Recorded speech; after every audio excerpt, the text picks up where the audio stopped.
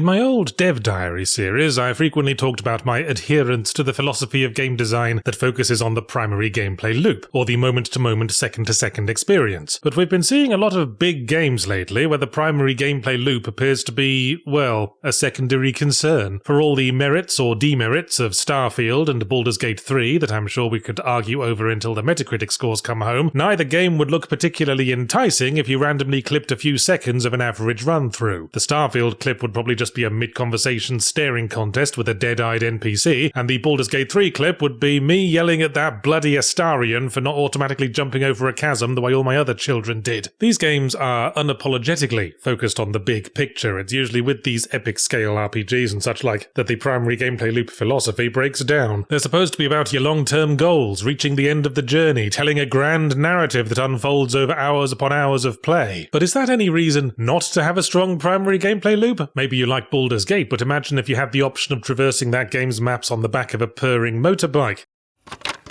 Hey there, Internet! This episode of Extra Punctuation is brought to you by Raid: Shadow Legends. While I'm sure you've heard of this game, do you really know anything about it, huh? Raid: Shadow Legends is a turn-based battle MMORPG that lets you fight hordes of enemies using over 700 unique champions. Fight with horrible monsters, heroic knights, orcs, banshees, and the snorting thug.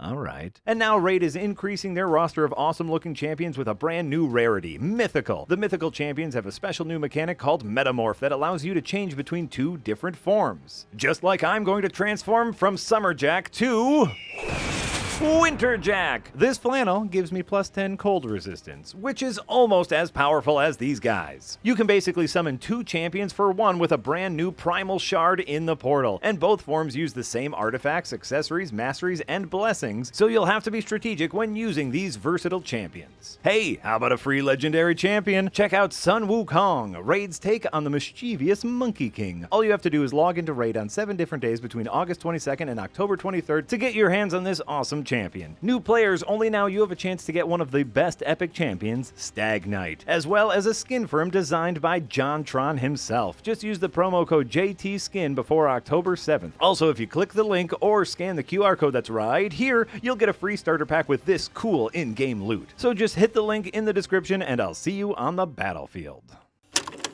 Traversal is the subject of the day, and I was recently reminded in the course of playing the eternally awkwardly named Bomb Rush Cyberfunk just how much I appreciate games with a strong traversal focus, that find a way to make the mere act of getting from point A to point B fun and interesting, not just the act of slaughtering the monsters that have taken up residence at point B. And I fear traversal is one of the many things that is frequently overlooked in the smashed-together genre smorgasbord that is the big-name, overly scoped AAA experience these days. Back in retro times, when genres were more distinct, traversal was an entire subset of genres. You had platformers, of course, your Mario and your Sonic, where obviously it's fine if you want to stop and murder everything you pass, but getting all the way to the right of the starting point is what actually progresses you, and where most of the skill challenge lies. I have a personal specific fondness for those old games where you're flying or travelling down a linear tunnel and have to dodge obstacles as they fly at you, like the bonus minigame from Sonic 2, or Skyroads. I have fond memories of playing an Amiga game from a magazine cover disc along these lines in the early 90s that I seem to remember was called Technozone, and I'd be gratified if anyone else knows what the hell I'm talking about, because Google sure as hell doesn't. In slightly more recent times, the first king of traversal in a 3D open world setting was, for me, Spider-Man 2, the movie adaptation on the PS2 and GameCube. I could web swing around that city all day, something I got no satisfaction from in later Spider-Man sandboxes like Web of Shadows and The Amazing Spider-Mans, largely because traversal in those was usually just point in a direction and hold down the web swing button, and the essence of fun traversal in video games is that it has to be a skill challenge, because what makes it satisfying to pull off is the possibility of completely screwing it up. In Spider-Man 2, and gratifyingly the recent Spider-Man games, if you run out of buildings or mistime a change of direction, then you're going to leave primary coloured smears all over the brickwork. Superhero sandboxes are usually the go-to for fun traversal in my experience. Games like Infamous, Prototype, Just Cause, and Gravity Rush have all found their own ways to make it fun. But even Grand Theft Auto and its imitators make traversal interesting. The challenge in GTA traversal was to find / steal a car and drive it to the mission objective without dinging someone's brake light and getting forced off the road by gun-toting twitchy cops. Feels like I've played a lot of AAA open-world games in the recent age. For some reason, Horizon Zero Dawn is what's currently leaping to mind, where traversal consists mostly of lining yourself up with the objective marker and pushing forwards. Without interesting traversal, you end up with what I tend to think of as commute games, where you're just arbitrarily obliged to hike across the map in between the actual gameplay. Gotham Knights would be another perfect example. It's the surefire sign of a game having gone in an open-world direction purely for the status it brings, and not because they've given any cocking thought as to what the open world actually adds to the experience. Little surprise then that we're seeing the indie sphere doing what it does best and filling the genre void that AAA leaves behind, with such traversal-focused games as Bomb Rush Cyberpunk, XO1, and Neon White bubbling to the surface in recent years. Actually, speaking of Neon White, my interest in video game traversal seems to be related to my growing interest in speedrunning culture. Those nutty shitheads found a way to turn Quake 1 into a skill traversal game, as long as you're willing to learn how to jump on the exact right frame 9,000 times for the one time you get a 0.01 second boost from a random enemy bullet. It is worth considering in the age of professional streaming that, as well as being fun to play, skillful traversal is a hell of a lot more interesting to watch. I'm not about to start Quake speedrunning myself anytime soon. I used up all my wrist muscle memory on masturbation techniques. But let's bring things back around to the start. Hypothetically, could we add the element of fun traversal to Starfield and Baldur's Gate 3? Well, I'd say Baldur's Gate 3 gets a hall pass out of this. Let's not forget that context can take the place of challenge and catharsis, in accordance with my 3Cs theory of game appeal, while the mere act of travelling through Baldur's Gate 3's world isn't much to write to your DM about at best, and kind of frustrating at worst, especially when I'm trying to get the whole party to sneak through an owlbear cave. The thrust of that game is a sense of constant discovery. You're always making decisions on what path to take next and stumbling into little random encounters, so it rarely feels like hiking across needlessly long distances to get to the stuff that matters. But then there's Starfield, and oh goodness, if there's any game that clearly wasn't willing to put the effort into making traversal fun. You can tell because they gave up. You basically go to places exclusively by fast travelling from the menu. And perhaps that's understandable, because Starfield is also going for a generally realistic tone, and if there's a way to make realistic space travel interesting on a moment-to-moment level, it certainly escapes me. Oh sure, space can have grandeur, you can drink in the sublime majesty of the cosmos, but when you gotta get somewhere in it, all you're doing is lining up with the objective and pressing forwards again. Because there's nothing in space. That's why it's called space. You can add some asteroids for the player to dodge around, but it's not a very interesting challenge. What will I do now? Oh, I guess I'll move to this other bit of infinite space that doesn't have an asteroid in it. No, I can't pick on Starfield for its lack of fun traversal in the space travel, so I'll pick on it for the lack of it in the planet exploring instead. I found some low-key contemplative entertainment in surveying planets for specific features, but most of what that entailed was walking across kilometers of randomly generated rocky landscape, sometimes bunny hopping if it was one of those planets with fun gravity, and it wasn't long before I was sorely hankering for a ground vehicle. The one thing you didn't rip off from No Man's Sky and probably should have. I wanted a motorbike or a hovercraft or a little Mars rover strapped to each foot, and at the risk of overscoping the game even further, maybe some kind of Tony Hawk style system that awards you for doing sweet jumps off of craters. And because it wouldn't be a fun challenge without the possibility of failure, maybe if you face planted spectacularly into the rocks, it'd leave a mysterious blood-stained dent for the local primitive aliens to base a religion around.